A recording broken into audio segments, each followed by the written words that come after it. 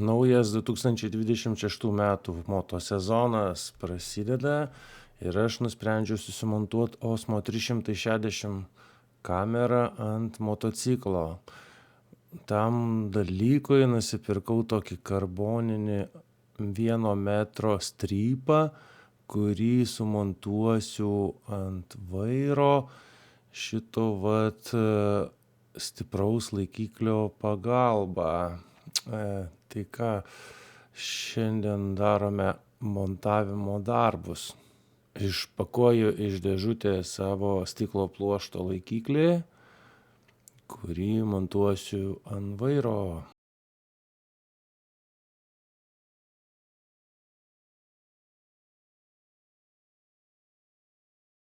Kovai pasiruošęs.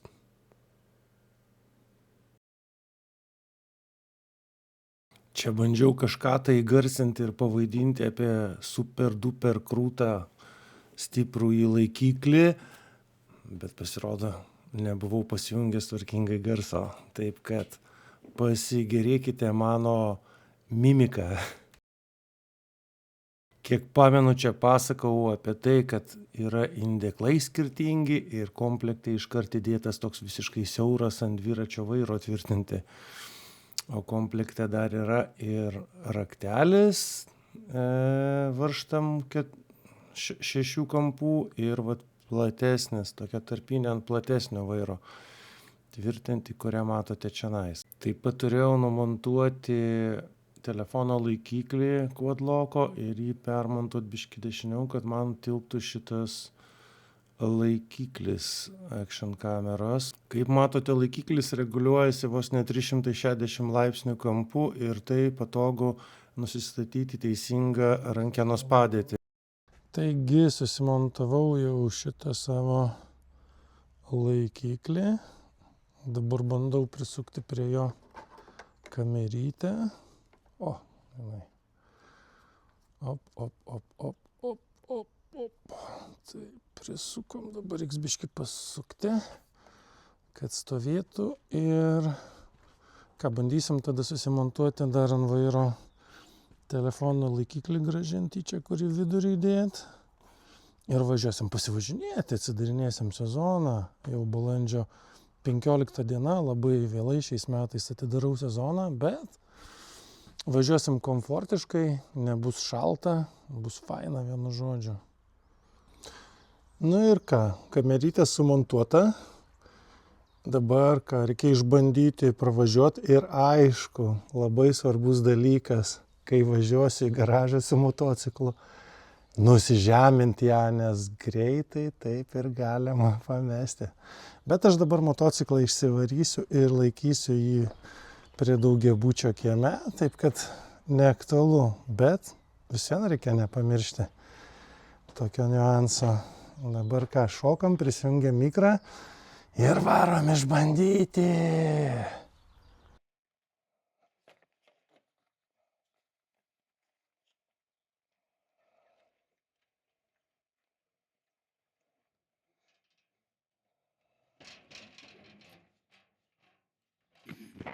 Nu ką, užsidėjau dar žieminės, tokias šiltesnės pirštinės neperšlampamos.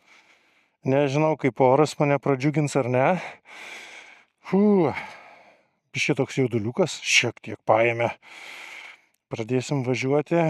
Vienintelį minusą matau šioje kameroje, kad lazda kai ištraukta, tai velnias išjungti ją paleis, bet turiu distancinį, reiks į čia dar. Tas vairas jau taip apmakaluotas. Nežinau, kurį čia dar reikės prisidėti, bet pabandysiu aš lazdą ir padaryti biškį žemiau, net nežinau, galim ir dabar nuleisti, pasižiūrėti. Nu tai dar galiu pasiekti, nežinau, ar tik įjungt galiu važiuodamas va čia. Gerai. Ką, pamiršau ar ne, kaip važiuot, kaip galvojate? Visi metai praėjo, metai. Kai čia su baku, kažkokis šokinėja, nerodo padalų. Nu ką, kertam pavarą ir varom. O, žiūrėk, tu man nepamiršau. Galvau, primiršiu. Na, aišku, dar.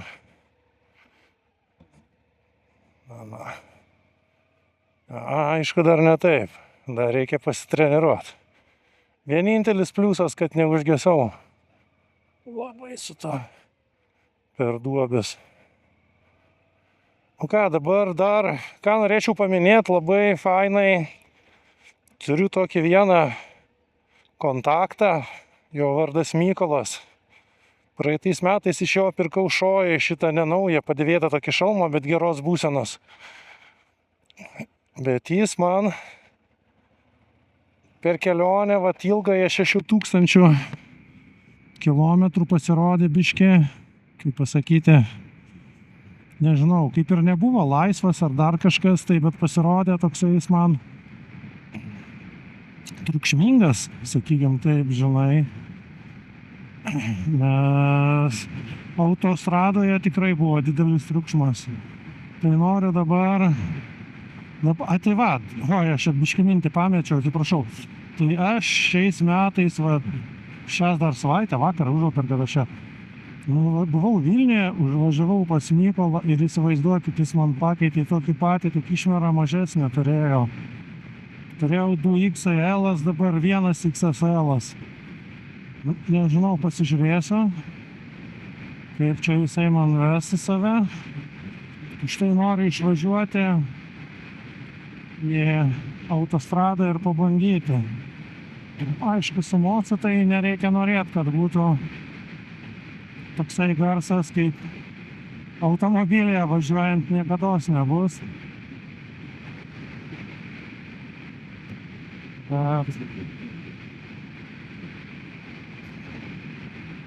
Bet norisi, kad nereikėtų kištuko ausų kištis, nes važiuojant autostradoj jau man reikėjo ausų kištukus naudoti. Jisai buvo varginantis tas toks triukšmas. Dabar triukšmas girdisi. Aišku, nepakenčiama iš tikrųjų. Bet kai pats įsinušnuosi, tai visai normaliai. Bet muzikos nežinau, ar girdėčiau dabar. Biškai patriukšmauja. Tuoj mes išvažiuosim nuo autostrados, pabandysim tokį 110-120. Mes ten kitų aplinkelį važiuosim į savo bėgiamą miestelį. To kaip ir sakiau, kamerą, tai nežinau, pabandysiu dabar biškai toliau išsitraukti, ar kažkoks kitas įspūdis šiek tiek pavažiuoti. O paskui dar pabandysiu visiškai trumpą pasidaryti ir pasižiūrėti, ar skiriasi. Nežinau, čia filmuoju 8K, tai rodo valanda tik tai laiko. Ir 8K jinai biškai taip, kaip pasakyti, kaista kamerytė. Tai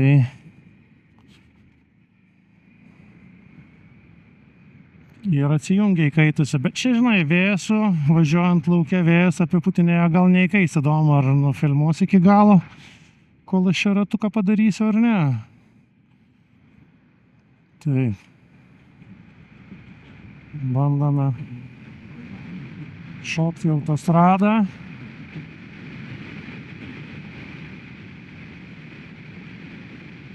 Čia iki Drūžo toks nedidelis. Ką žinau, 120.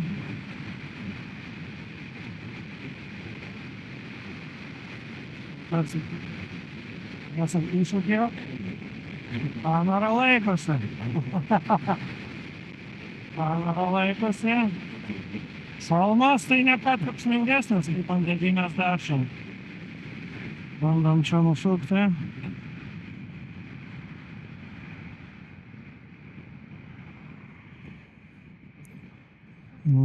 Įspūdžiai faini.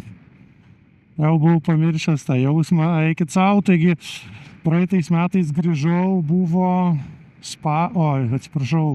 rugsėjo, dabar nepamenu, 15 ar 17. Ir jau buvo taip šalta, aš turbūt tą šaltį atvežiau, nes važiavau žiauriai sušalau.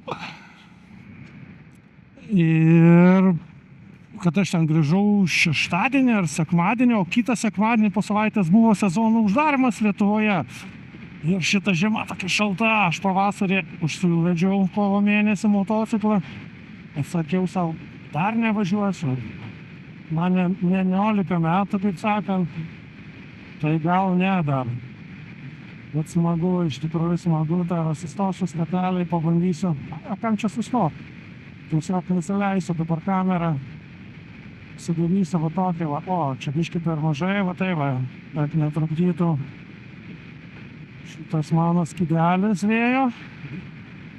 Ir dabar toliau filmuoju jau netoli vėjo skydelio nuleista kamerytė.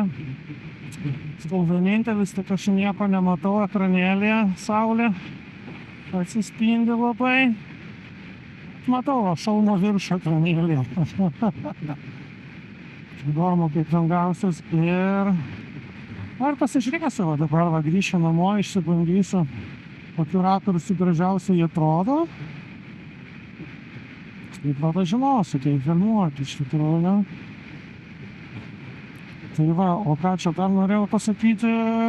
Norėjau pasakyti, kad oras fainas ir aš kaifėju važiuodamas. Realiai planai šitam sezonui dideli, nežinau, ar jie pavyks ar ne. Iš tikrųjų, noriu nuvažiuoti į Italijos Dolomitus, pavažinėti po kalnus, tuo pačiu į Slovėniją aplankyti irgi ten kalnai gražus, pavažinėti perėjomis. O šiaip noriu šiais metais relaksuoti, nenoriu kažkur tai skubėti, lėkti, noriu šiais metais šiek tiek laisviau pagyventi, be streso, be įtampos, be lėkimo. Įdomu, kaip pavyks bus matyti. Ką dar, pravažiuojam tada Širvintų garbės ratą, apsukam ir bandom tada. Mocas tai traukia gerai, aš iš rudenį pasikeičiau tepalus, žvakes, aušinimo skystį, vat stabdžių skysčio tik nepakeičiau. Ir ką dar pakeičiau? Ir dar pakeičiau kuro siurblyje filtriuką benzino, nes praeitą kelionę manęs iš biškį pavedė, kažkaip tai buvo momentai, kai Mocas tiesiog nevažiavo. Autostrada 110 ir daugiau netraukdavo, tai rinkau informaciją, daug kas sakė, pasikeisiu kuro siurbliuko filtriuką benzino, tai aš jį pasikeičiau rudenį, įdomu. Va dabar važiavau, virš 120 traukė, tai normaliai, nebuvo kažkokių trūkčiojimų. Bet ten irgi tokie niuansai buvo, net neįsivaizduoju, kas ten buvo. Realiai Lietuvoje man važiavo gerai abi pusės ir grįžtant ir išvažiuojant. Rumunijoje, Serbijoje, Juodkalnijoje, Kroatijoje puikiai važiavo. Išvažiavau iš Kroatijos į Slovėniją, užsipyliau ir paskui diorginausi visą laiką. Iki pat Lietuvos, o Lietuvoje vėl užsipūliau lietuviško kuro. Ir visą gerai.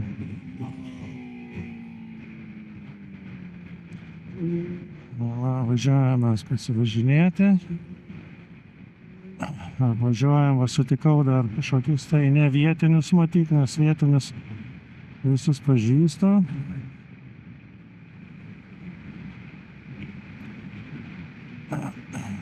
Kažkurie čia vyrai važiuoja į Bekelę važinėtis. Tai prisiminsim, kaip mes šitos policininkus kertam nesustabdydami. O, pataikiau.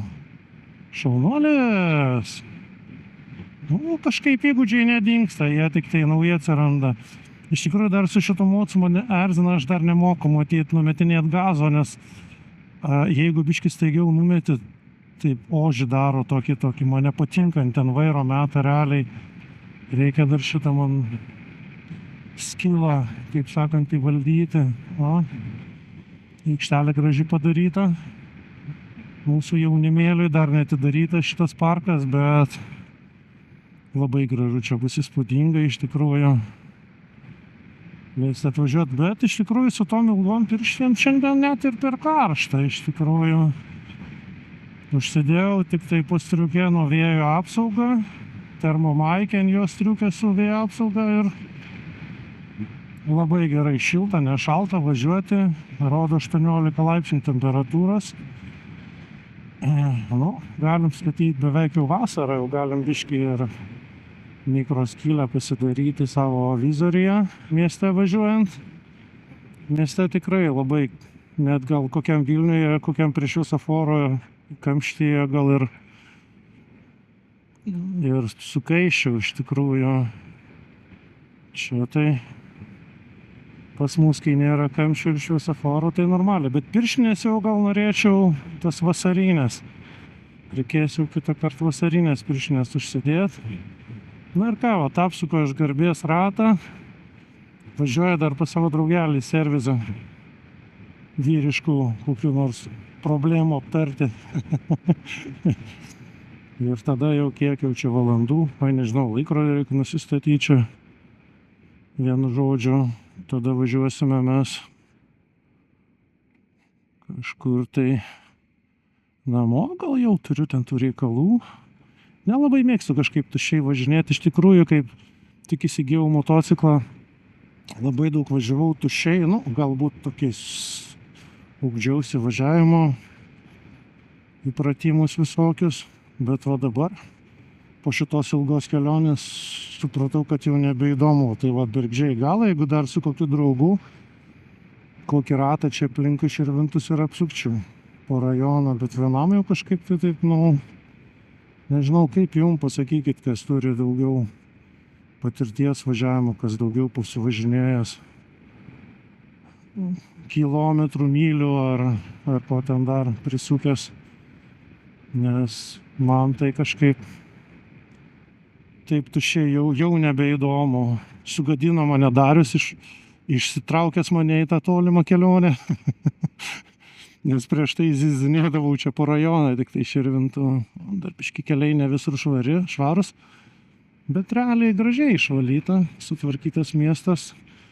Smėlio ant kelio nėra po žiemos, išvalyta. Dabar galima drąsiai versti motociklą ir važiuoti. Pasižiūrėsim, ar mūsų draugelis čia yra. Ar tai uždaryti, bet gal bus. Tuoj pasižiūrim. Nu, atvažiavo, man atrodo, ne jisai.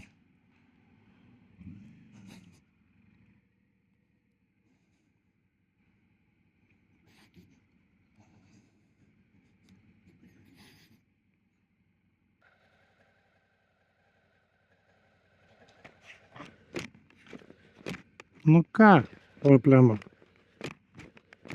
Sudaro šalmas, kai šiandien. Gerai, reikia lupti. Draugelio nesutikau. Važiuojam tada pasišlaistyti.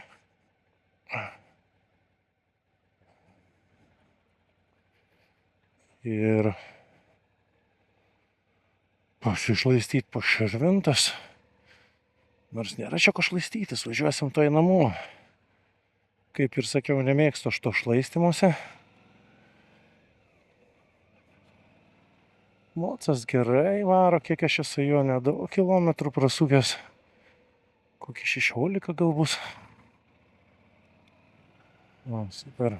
Šiandien oras, galim ir be vizoriaus važiuoti.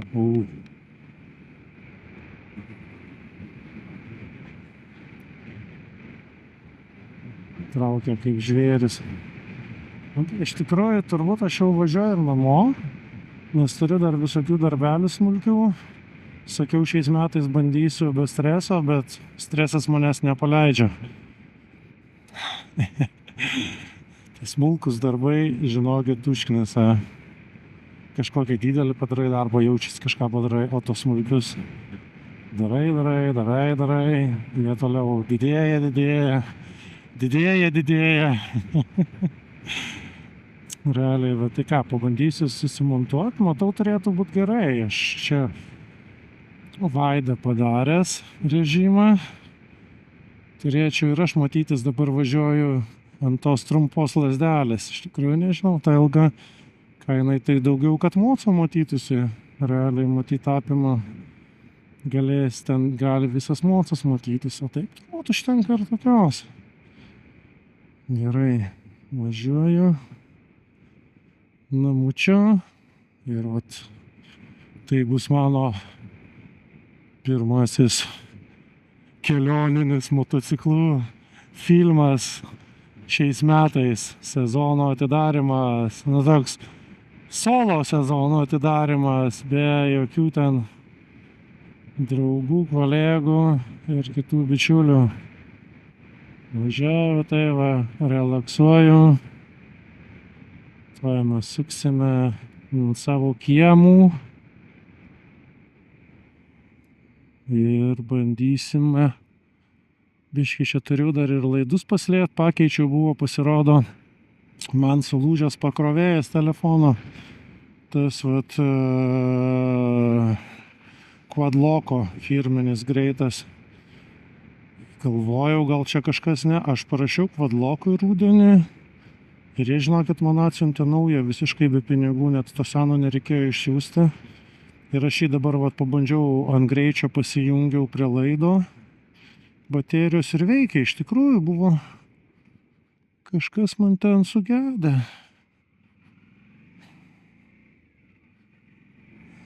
Ir dabar reikia man šitą laidą paslėpti, nežinau, ar čia man prie namų pavyks, o gal šiandien nedarysiu, kažkaip jau tingiu, gal nenuneš niekas tą laidą, čia pas mus miestelis ramus, vagių nėra, vėl žimsi vietą, kaimynai sakys, blin, vėl šitas atvarė savo tarką, pusę vietos užima.